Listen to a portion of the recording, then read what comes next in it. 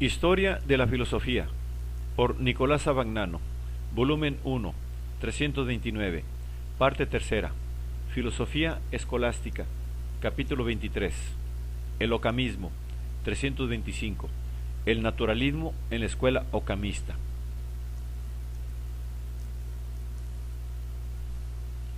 Las intuiciones físicas de Occam, que son precisamente el punto de partida de la mecánica y de la astronomía modernas, son reemprendidas por un cierto número de seguidores. Uno de ellos es Juan Buridan, nacido en Béthune, en el Artois, maestro y rector de la Universidad de París, del que se tienen noticias hasta 1358, pero se ignora el año de su muerte. Buridan escribió comentarios a la física, a la metafísica, a la política, al de ánima y a los Parva Naturalia de Aristóteles. El planteamiento general de los tratados de Buridan sigue de cerca al de Occam, pero a veces Buridan va más allá de Occam en el desarrollo empirista y naturalista de ciertas tesis. Por ejemplo, para Occam, la distinción tradicional entre conocimiento sensible y conocimiento intelectual no tiene mucho peso, porque ocupa el primer puesto la distinción entre conocimiento intuitivo y conocimiento abstractivo, que es transversal con respecto a aquel. Para Buridan tiene todavía un peso mucho menor porque él no duda en aproximar el conocimiento conceptual a un conocimiento sensible confuso. Respondiendo a la cuestión de si los universales son antes o después que los singulares, Buridan afirma que por el entendimiento tenemos primero el concepto singular que el universal, porque el entendimiento parte del sentido que le proporciona representaciones singulares.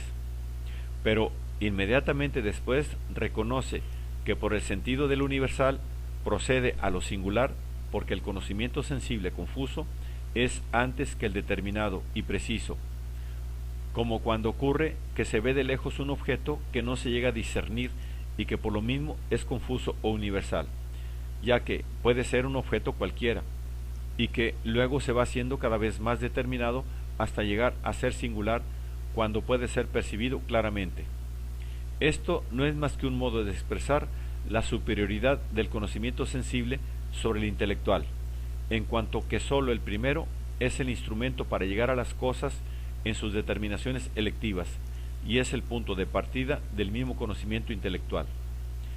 En este mismo sentido, Buridan acentúa enérgicamente la tesis de Occam, de que es el cuerpo mismo el que piensa, declarándose inclinado a considerar al entendimiento como una forma material desarrollada de la potencia de la materia.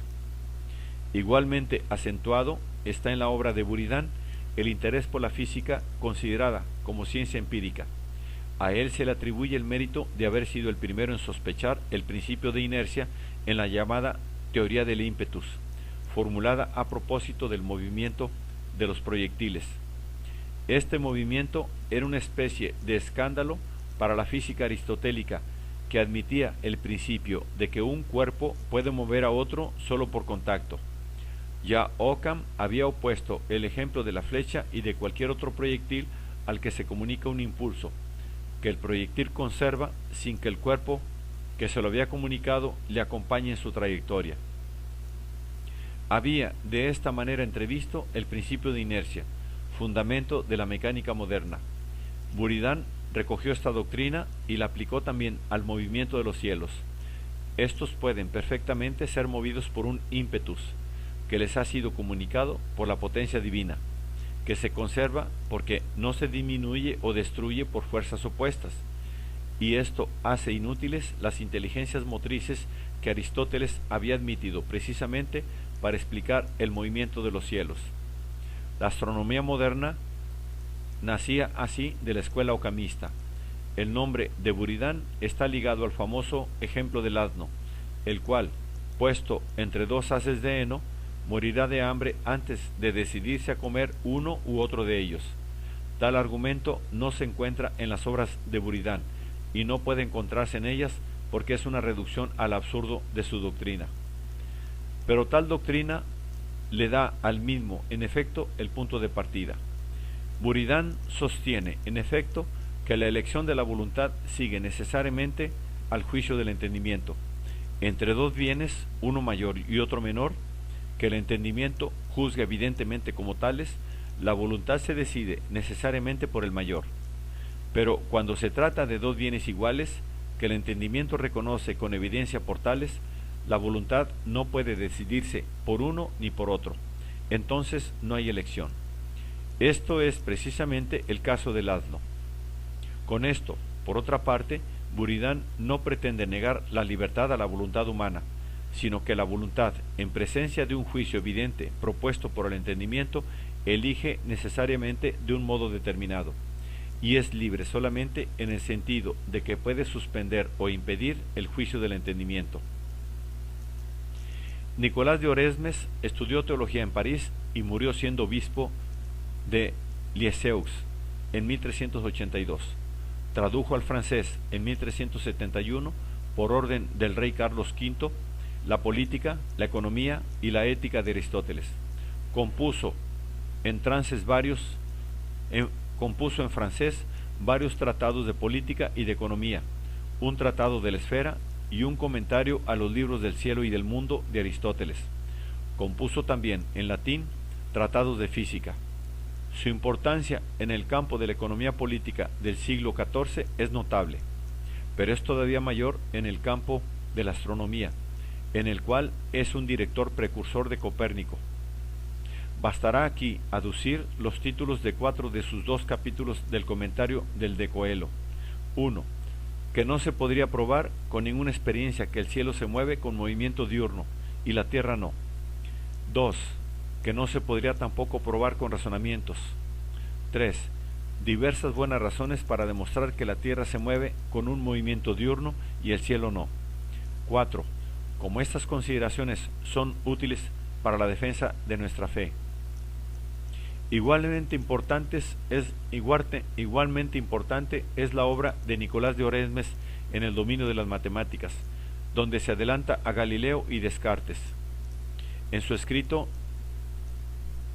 se ha valido por primera vez de las coordenadas geométricas que serán introducidas por Descartes y ha enunciado la ley de la caída de los graves que debía ser formulado por Galileo. Alberto de Sajonia, llamado también Alberto de Helmstedt o Alberto Parvus, enseñó en París y fue rector de la Universidad de París y después de la de Viena, fundada en aquellos años. Murió en 1390 como obispo de Halberstadt. Sus escritos se refieren a la lógica, las matemáticas, la física, la ética y la economía. Su originalidad es escasa. En su lógica sigue a Occam. En las cuestiones meteororum sigue a Nicolás de Oresmes. En sus teorías científicas sigue a Buridan. De Buridan toma la teoría del ímpetus, de que se vale para explicar el movimiento de los cielos, y rechaza por inútiles las inteligencias motrices admitidas por Aristóteles. De Nicolás de Oresmes procede probablemente su teoría de la gravedad y la determinación de la ley de caída de los graves.